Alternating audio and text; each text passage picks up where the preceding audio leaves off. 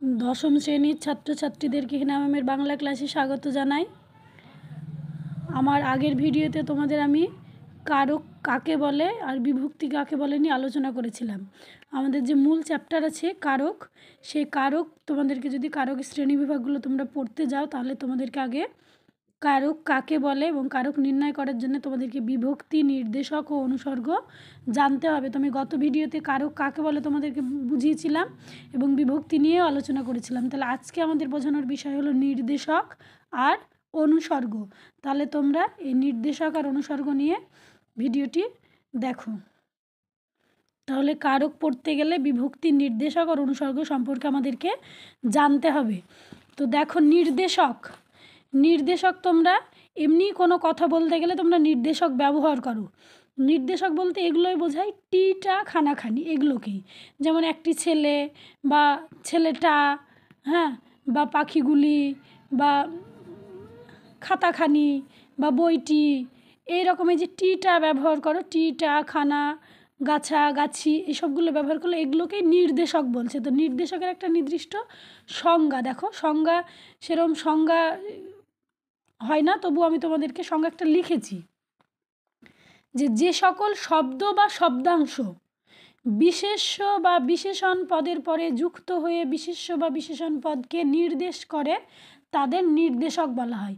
আমি একটু আগে তোমাদেরকে সহজ করে বোঝাই যে সকল শব্দ বা শব্দাংশ, এটা নির্দেশকটি বিশেষ করে বিশেষ্য পদের সঙ্গে যুক্ত হয়। যে আমি এখানে লিখেছি বিশেষ্য পদের সঙ্গেই যুক্ত হয়, কিন্তু অনেক ক্ষেত্রে বিশেষণ পদের সঙ্গেও যুক্ত হয় এবং অনেক ক্ষেত্রে সংখ্যাবাচক বিশেষণের পরেও কিন্তু বসে।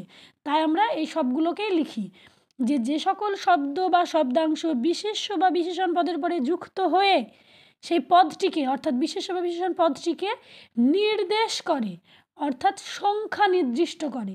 নির্দেশ বলতে এটাই বোঝানো যাচ্ছে যে নির্দেশকগুলোকে নির্দেশ করে, সংখ্যা নির্দেশ করে। যেমন দেখো, টি, এই টি একটা নির্দেশ করে। কীরকম নির্দেশ করে? একটি বোঝাতে পারে, সেক্ষেত্রে এক হলো একটা সংখ্যাবাচক শব্দ বা সংখ্যাবাচক বিশেষণ, তার সঙ্গে টি। তাই এখানে আর একটা শব্দ ঢুকাতে পারো, বিশেষ্য বা বিশেষণ পদকে নির্দেশ করে না বলে এখানে আমরা লিখতে পারি যে সকল শব্দ বা শব্দাংশ বিশেষ্য, বিশেষণ বা সংখ্যাবাচক বিশেষণ পদের পরে যুক্ত হয়ে বিশেষ্য বা বিশেষণকে নির্দেশ করে বা নির্দিষ্ট করে তাদের বলা হয় নির্দেশক। তো দেখো, বোর্ড ছাড়া এভাবে লিখে বোঝানো খুব একটা সম্ভব হয় না, তাই আমি একটা সংজ্ঞা লিখেছি, কিন্তু তোমরা কথাগুলোকে মাথায় রাখবে। দেখো, আমি বলার সময় কিন্তু সবগুলোই বলছি, কিন্তু অতগুলো লেখা সম্ভব হচ্ছে না। তাহলে এই নির্দেশককে পদাশ্রিত নির্দেশকও বলা হয়। কেন জানো পদাশ্রিত নির্দেশক বলা? আমি এখানে লিখেছি, দেখো, পদকে আশ্রয় করে নির্দেশক ব্যবহৃত হয় বলে নির্দেশককে পদাশ্রিত নির্দেশকও বলা হয়। আবার এই নির্দেশকগুলি বিভিন্ন অর্থে ব্যবহৃত হয়, যেমন সম্মান অর্থ বা আদর বা স্নেহ অর্থে ব্যবহৃত হয়, বা সংখ্যাবাচক শব্দের সঙ্গে ব্যবহৃত হয়, বা তুচ্ছ বা অবজ্ঞার ক্ষেত্রে ব্যবহৃত হয়। কীরকমভাবে ব্যবহৃত হয়? সম্মান, দেখো, সম্মান যেমন বলতে পারি ছেলেটি খুব মেধাবী, এখানে ছেলেটিকে সম্মান করছে যে ছেলেটি খুব মেধাবী। আবার দেখো, আমি যদি অবজ্ঞা অর্থে ব্যবহার করি তাহলে ছেলেটা বই চুরি করেছে, তাহলে আমি এখানে ছেলের টা ব্যবহার করলাম। এই যে টাও নির্দেশক, টিও নির্দেশক, হ্যাঁ।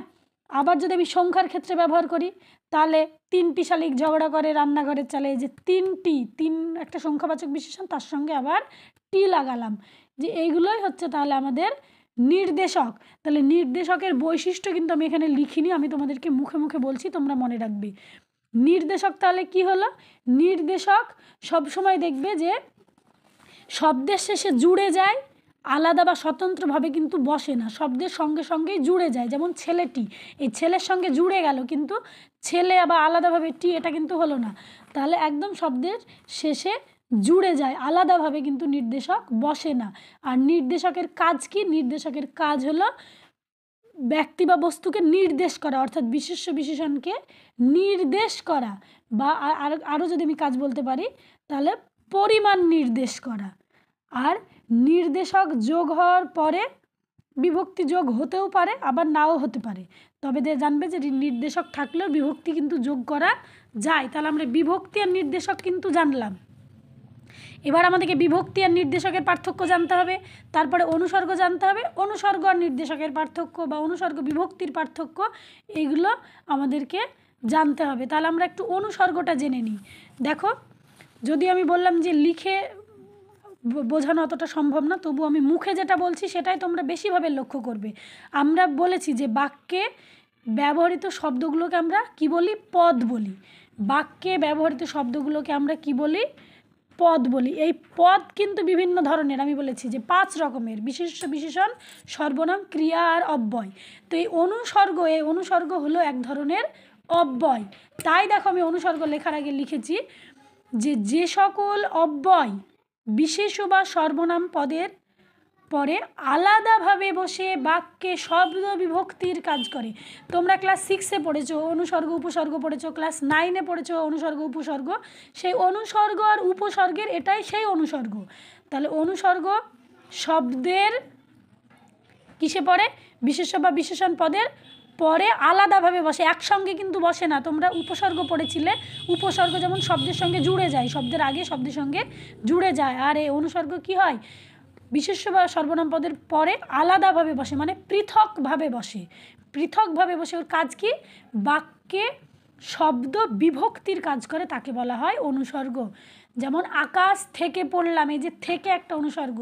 হ্যাঁ, বাড়ি হইতে বাহির হইল, এই যে হইতে একটা অনুসর্গ।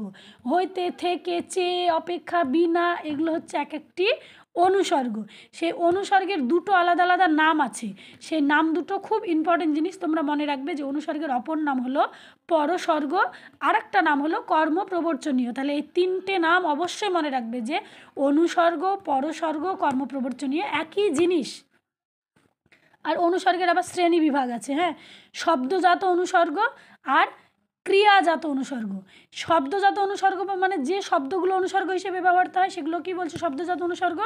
আর ক্রিয়াজাত অনুসর্গ ধাতু বা ক্রিয়া থেকে উদ্বুদ্ধ যে অনুসর্গ বা উৎপত্তি যে অনুসর্গগুলো, সেটাকেই বলছে ক্রিয়াজাত অনুসর্গ। তো আমি এই ভাগ বোঝানোর আগে আমি তোমাদেরকে অনুসর্গ আর নির্দেশকের পার্থক্য আর নির্দেশক আর বিভক্তির পার্থক্য তোমাদেরকে আমি বোঝাচ্ছি। যদিও আমি লিখিনি, আমি মুখে তোমাদেরকে বলছি, তোমরা শুনে নাও। তাহলে বিভক্তি কাকে বলে? আমি গতদিন তোমাদেরকে ওই পৃষ্ঠায় আমি দেখিয়েছিলাম যে বিভক্তি কাকে বলে। যে ধ্বনি বা ধ্বনিগুচ্ছ শব্দের পরে শব্দের সঙ্গে জুড়ে যায় এবং শব্দকে পদে পরিণত করে, তাকেই বলছে বিভক্তি। আর নির্দেশক কাকে বলছে? যে সকল শব্দ বা শব্দাংশ বিশেষ্য বা সর্বনাম পদের সাথে যুক্ত হয়ে সংখ্যা নির্দেশ করে, তাকে বলা হয় নির্দেশক। তাহলে এই যে কাকে বলে, এটা দিয়ে কিন্তু একটা পার্থক্য হয়ে গেল। তাহলে এটা দিয়ে একটা পার্থক্য হয়ে গেল। এবার দ্বিতীয় পার্থক্য হলো কাজ। নির্দেশকের কাজ কি? বাক্যের যে বিশেষ্য বা বিশেষ্য পদের সংখ্যা নির্দেশ করা হলো এর কাজ। আর বিভক্তির কাজ কি হলো? শব্দকে পদে পরিণত করা। তাহলে এটা একটা পার্থক্য হলো। আর একটা পার্থক্য এরকম হতে পারে যে নির্দেশক যুক্ত হওয়ার পরে বিভক্তি যোগ হতে পারে, কিন্তু একবার বিভক্তি যোগ হয়ে গেলে বিভক্তি পরে আর নির্দেশক যোগ হওয়া কিন্তু অসম্ভব। এটা একটা পার্থক্য। আর একটা পার্থক্য এরকম যে নির্দেশক শব্দের পরে বসলেও ব্যতিক্রমী ক্ষেত্রে কিন্তু শব্দের আগে বসে। যেমন ডজন খানেক আপেল আনলাম, এক্ষেত্রেও কিন্তু আপেলকে নির্দিষ্ট করলো ডজন খানেক শব্দটা, কিন্তু এটা আগে বসলো। কিন্তু বিভক্তি শব্দের আগে কখনোই বসা সম্ভব নয়, কখনোই বসা সম্ভব নয়। তাহলে এগুলো হলো পার্থক্য। পার্থক্য মানে বৈসাদৃশ্য। আর সাদৃশ্য কিন্তু একটা আছে, মানে মিল একটা আছে। মিল কি আছে? নির্দেশকও শব্দের শেষে জুড়ে যায়, আলাদাভাবে বসে না। আর বিভক্তিও শব্দের সঙ্গে জুড়ে দেয়, আলাদাভাবে বসে না। এটা হলো ওদের মিল আর অমিল। আমি মুখে বললাম, বোঝালাম, তোমরা যদি বুঝতে না পারো আমাকে যদি কমেন্ট সেকশানে লেখো, তাহলে আমি আবার বিভক্তি আর নির্দেশকের পার্থক্যটা সুন্দর করে এইভাবে খাতায় লিখে আমি তোমাদেরকে দেখাবো। এবার আমি আরেকটা যেটা আলোচনা করব সেটা হলো অনুসর্গ আর নির্দেশক বা অনুসর্গ আর বিভক্তি, এদেরও কিন্তু পার্থক্য হয়। তাহলে আমি অনুসর্গ আর বিভক্তির পার্থক্যটা আগে বলি। আবারও বিভক্তি কাকে বলে আর অনুসর্গ কাকে বলে, আমি যেহেতু বিভক্তি কাকে বলে বললাম, আবার অনুসর্গ কাকে বলে সেটাও বলেছি, এখানে লেখা আছে অনুসর্গ কাকে বলে। তাহলে কাকে বলে দিয়ে একটা পার্থক্য হলো, আর ওদের অবস্থান মানে কোথায় বসে। তাহলে দ্বিতীয় নম্বর পার্থক্য লিখবে যে বিভক্তি শব্দের সঙ্গে জুড়ে যায়, আর অনুসর্গ শব্দের পরে এই যে আলাদাভাবে বসে, যেখানে দেখো লিখেছি আলাদাভাবে বসে। তাহলে তাদের অবস্থানটা হলো।